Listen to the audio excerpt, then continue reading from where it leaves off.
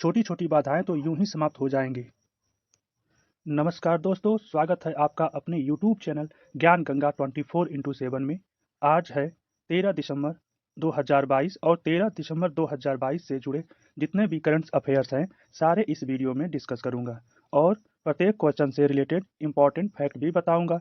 तो आप पूरा वीडियो बड़े ध्यान से देखें और सुनें तथा लास्ट में आपसे एक प्रश्न पूछूंगा जिसका आंसर आपको कमेंट्स बॉक्स में बताना होगा। दोस्तों, आपको बता दूं कि यह 10 से 15 मिनट का वीडियो में केवल 10 क्वेश्चन होते हैं, किंतु प्रश्नों की व्याख्या उसको 50 प्रश्नों का वेटेज देता है। तो दोस्तों, मैं प्रत्येक दिन इम्पॉर्टेंट डे के बारे में बताता हूं। तो आज तो कोई इम्पॉर्टेंट डे है नहीं, तो आपको एक टारगेट दिया जाता है कि इस वीडियो को 50 लाइक तक पहुंचाएं। तो चलिए शुरू करते हैं आज का पहला करंट अफेयर्स। क्वेश्चन 1, हाल ही में गुजरात के नए मुख्यमंत्री कौन बने हैं? भूपेंद्र पटेल, कानूभाई देसाई, बलवंत सिंह राजपूत, ऋषिकेश पटेल। तो इसका सही जवाब है भूपेंद्र पटेल। दोस्तों, भूपेंद्र पटेल ने गुजरात के मुख्यमंत्री पद की शपथ ली। वही कानूभाई देसाई, बलवंत सिंह राजपूत और ऋषिकेश पटेल ने कैबिनेट मंत्री पद का शपथ ली है। अब आइए एक नज़र गुजरात राज्य पर। मुख्यमंत्री भूपेंद्र पटेल, राज्यपाल आचार्य देवव्रत, राजधानी गांधीनगर। गुजरात राज्य का गठन 1 मई 1960 को हुआ था। विधानसभा एक सदनीय है। गुजरात राज्य में साबरमती आश्रम गांधी जी द्वारा निर्मित 1917 में स्थापित किया गया था। सोमनाथ मंदिर, जिसको 1000 एडी से 1024 एडी के बीच मोहम्मद गजनी ने 17 बार आक्रमण करके लूटा। कच्छ का रण, लक्ष्मी विलास महल और स्टैचू ऑफ यूनिटी बड़ोदरा, जिसकी स्थापना 31 अक्टूबर 2018 को हुई थी। नदियां हैं साबरमती, माही, नर्मदा, ताप्ती, सरस्वती। गुजरात के कुछ राष्ट्रीय उद्यानों को देख लेते हैं। गिर नेशनल पार्क, कच्छ रेगिस्तान, वसंदा राष्ट्रीय उद्यान, कच्छ का रण, Mirena national park, Bhavnagar black national park, Khijadiya पक्षी अभ्यारण्य, नारायण सरोवर अभ्यारण्य, वर्धा हिल्स वन्यजीव अभ्यारण्य आदि।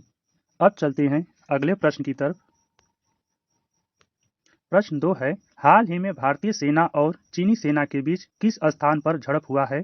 अरुणाचल प्रदेश, जम्मू कश्मीर, उत्तराखंड, सिक्किम। तो इसका सही जवाब है अरुणाचल प्रदेश। अरुणाचल प्रदेश के तवांग सेक्टर में LAC पर भारत और चीन सैनिकों के बीच झड़प हुई, जिसमें कई चीनी सैनिकों को घायल होने का अनुमान है। आइए एक नज़र अरुणाचल प्रदेश पर। राजधानी ईटानगर, इसका गठन 20 फरवरी 1987 को हुआ था। इसको भारत के सूर्योदय की भूमि या भारत का आर्कटियन राज्य कहा जाता है।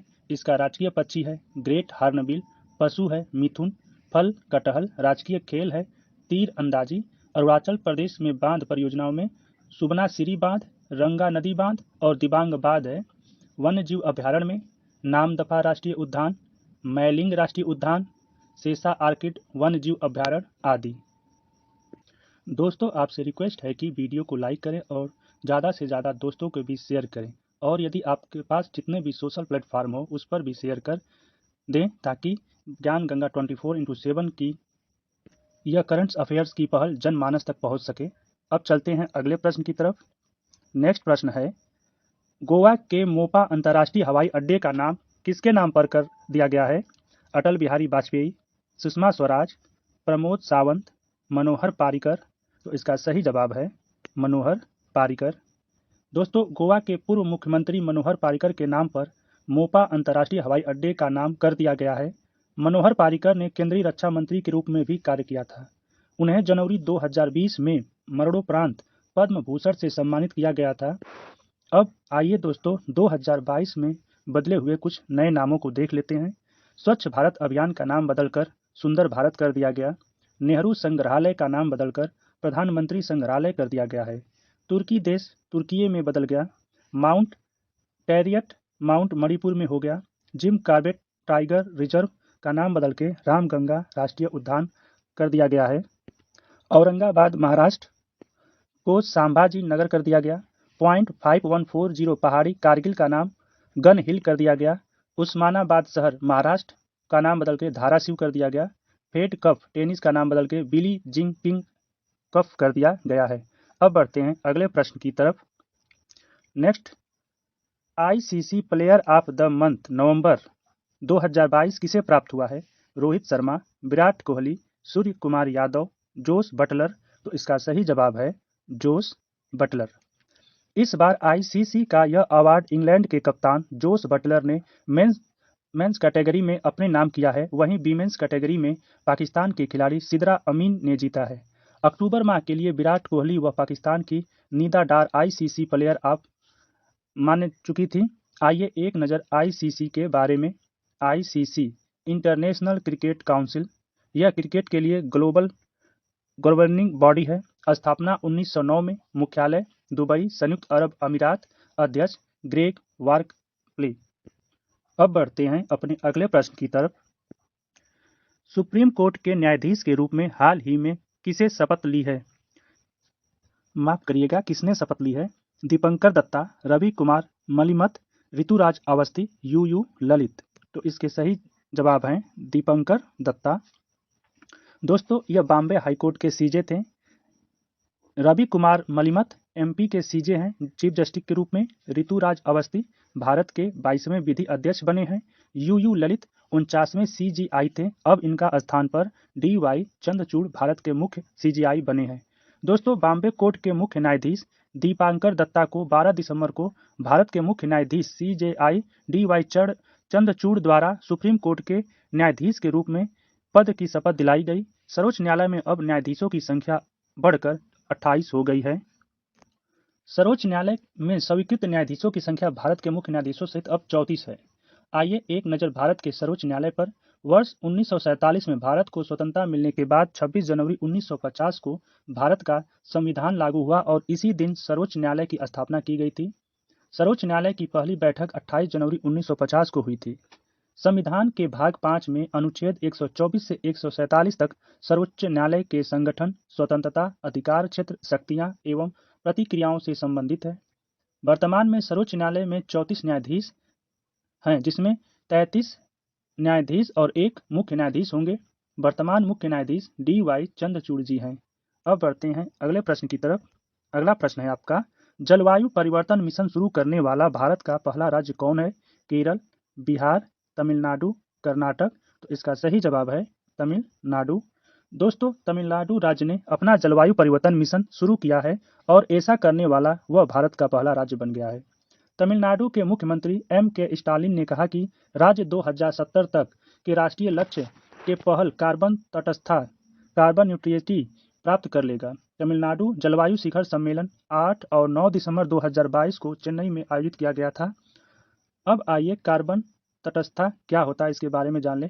कार्बन न्यूट्रल का तात्पर्य वातावरण में कार्बन डाइऑक्साइड की उतनी मात्रा को विभिन्न तरीके से हटाने से है जितनी मात्रा में कार्बन डाइऑक्साइड का उत्सर्जन हो रहा हो, ताकि उत्पादन और हटाई गई मात्रा कुल मिलाकर शून्य हो जाए। यानी जितना उत्पादन हो उतना ही उसे नष्ट कर दिया जाए। इसे ही कार्बन न्यूट्रल कहा जाता है। नेक्स्ट, यूनिसेफ दिवस कब मनाया गया? 10 दिसंबर, 11 दिसंबर, 5 दिसंबर, 7 दिसंबर। तो इसका सही जवाब है 11 दिसंबर को। 10 दिसंबर को वर्ल्ड ह्यूमन राइट्स डे, 5 दिसंबर को वर्ल्ड सॉइल डे मनाया जाता है, 7 दिसंबर को सशस्त्र सेना झंडा दिवस मनाया जाता है। दोस्तों, आपको बता दें, इस साल यूनिसेफ दिवस की 76वीं वर्षगांठ मनाई गई। थीम थी help children to recover. UNICEF का पूरा नाम संयुक्त राष्ट्र अंतर्राष्ट्रीय बाल आपातकालीन कोष, United Nation Children's Emergency Fund है। इसकी स्थापना 1946 में की गई थी। मुख्यालय न्यूयॉर्क, अमेरिका। इसका प्राथमिक उद्देश्य दुनिया भर के बच्चों को मानवीय सहायता प्रदान करना है। नेक्स्ट क्वेश्चन, हाल ही में अंतर्राष्ट्रीय पर्वत दिवस मनाया गया था। 1 दिसंबर, 4 दिसंबर, 7 दिसंबर, 11 दिसंबर। इसका सही जवाब है 11 दिसंबर। आपको बता दें, 1 दिसंबर को विश्व एड्स दिवस, 4 दिसंबर को भारतीय नेवी डे, भारतीय नौसेना दिवस, 7 दिसंबर को सशस्त्र सेना झंडा दिवस और 11 को इंटरनेशनल माउंटेन डे के रूप में मनाया जाता है। संयुक्त राष्ट्र यूएन ने पहाड़ों के महत्व के बारे में जागरूकता बढ़ाने के लिए साल 2002 को अंतर्राष्ट्रीय पर्वत वर्ष घोषित किया था। पहली बार 11 दिसंबर 2003 को पहला अंतर्राष्ट्रीय पर्वत दिवस मनाया गया था। 2022 का थीम है woman move mountain. Next question है, IUCN रेड लिस्ट में किन हिमालयी पौधों को शामिल किया गया है? मीजोट्रॉपिक पेलिटा, फ्रिटिलारिया सिरोसा, डेक्टाइलोरिजा, हटागिरिया और उपरोक्त सभी। तो इसका सही जवाब है उपरोक्त सभी। दोस्तों आपको बता दें कि यह क्वेश्चन यूपीएससी लेवल का है, क्योंकि इस तरह के अधिकतर क्वेश्चन जो IUCN रेड लिस्ट में होते हैं यूपीएससी अधिकतर पूछा करती है। आइए अब दोस्तों हिमालय में पाई जाने वाली 3 औषधीय पौधों की प्रजातियों को हाल ही में एक आकलन के बाद संकटग्रस्त प्रजातियां IUCN की लाल सूची में रखा गया है। ये प्रजातियां नेपाल, भारत, चीन, सिक्किम, अफगानिस्तान और पाकिस्तान में फैले हिमालयी क्षेत्रों में पाई जाती हैं। मीजोट्रॉपिक्स पेलिटा यह आमतौर पर पटवा के रूप में पाया जाता है। यह बारहमासी झाड़ी है जो उत्तराखंड के लिए स्थानिक है। अध्ययन में कहा गया कि प्रजातियों को सीमित क्षेत्र 10 वर्ग किमी से कम में पाए जाने के आधार पर गंभीर रूप से लुप्तप्राय के रूप में सूचीबद्ध किया गया है। फ्रिटिलारिया सिरोसा यह एक बारहमासी बल्बनुमा जड़ी बूटी है। अध्ययन के अनुसार मूल्यांकन अवधि 22 से 26 वर्ष के दौरान इसकी संख्या में 30% की गिरावट आई है। डेक्टाइलोरिजा हटागिरिया इस प्रजाति को सलाम पंजा भी कहा जाता है। को निवास स्थान के नुकसान, पशुधन चराई, वनों की कटाई और जलवायु परिवर्तन से खतरा है। पेचिस, जठरसेत, जीर्ण जवार, खांसी और पेट दर्द को ठीक करने के लिए आयुर्वेदिक, सिद्ध, यूनानी और चिकित्सा की अन्य वैकल्पिक प्रणालियों में इसका बड़े पैमाने पर उपयोग किया जाता है। इस प्रजाति को लुप्तप्राय के रूप में सूचीबद्ध किया गया है। अब जान लेते हैं क्या होता है IUCN का कार्य। International union of conservation of nature द्वारा जारी की जाने वाली लाल सूची दुनिया की सबसे व्यापक सूची है, जिसमें पौधों और जानवरों की प्रजातियों को वैश्विक संरक्षण की स्थिति को दर्शाया जाता है। IUCN प्रजातियों के विलुप्त होने के जोखिम का मूल्यांकन करने के लिए कुछ विशेष मापदंडों का उपयोग करता है।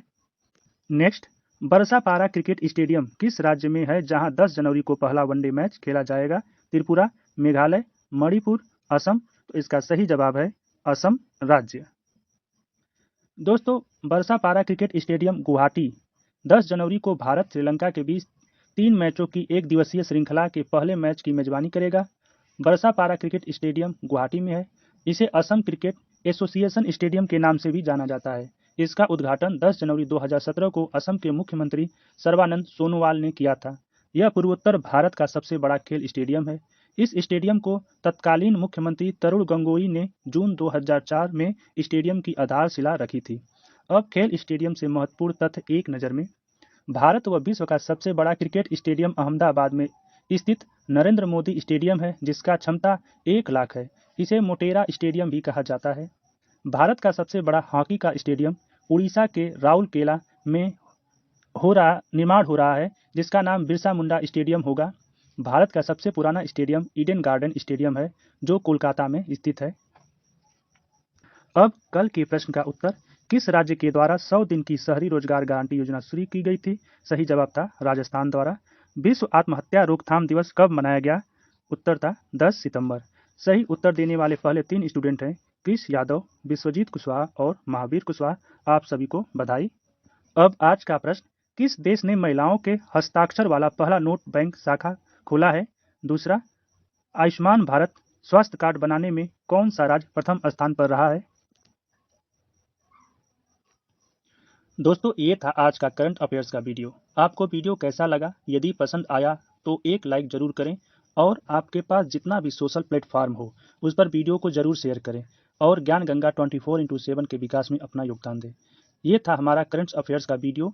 आपको वीडियो कैसा लगा प्लीज़ कमेंट्स बॉक्स में ज़रूर लिखें। और अभी तक आपने मेरे चैनल को सब्सक्राइब नहीं किया है तो इसे आप सब्सक्राइब जरूर कर लें और साथ ही बेल आइकन को भी प्रेस कर लें, ताकि आपको नोटिफिकेशन मिलता रहे। आपको इस चैनल से निश्चित ही मदद मिलती रहेगी। ज्ञान Ganga 24/7 always with you. Thanks for watching.